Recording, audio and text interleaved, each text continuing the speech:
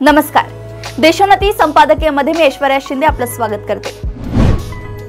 राज्याच्या विधानसभेमध्ये भाजपची ताकद मोठी असली तरी बहुमताचा जादुई आकडा भाजपला गाठता न आल्यामुळे एकनाथ शिंदे आणि अजित पवारांना सांभाळून घेणे भाजपला भाग पडतंय. खरे तर या दोघांचीही एकाच वेळी भाजपला गरज नाही. दोघांपैकी एकही सोबत असला तरी भाजपचे धकून जाते. परंतु अडचण ही आहे की लोकसभेत शिंदेंचे 7 खासदार आहेत आणि अजित पवारांचा केवळ 1.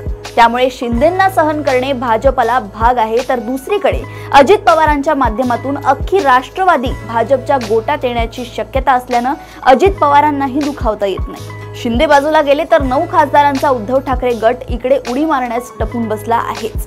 परंतु उद्धव ठाकरेंना सोबत घेतल्यास भाजपच्या प्रतिमेवर आणि विश्वासार्हतेवर मोठा परिणाम होण्याची शक्यता असल्याने सध्या तरी शिंदेंना सांभाळून घेण्याची भाजपची भूमिका दिसते.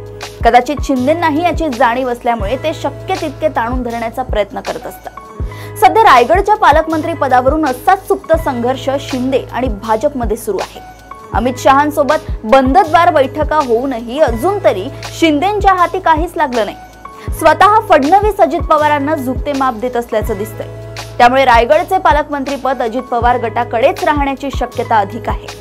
रायगडमधून माघार घ्यायची असल्यास नाशिक आम्हाला द्यावे अशी शिंदे गटाची मागणी दिसते.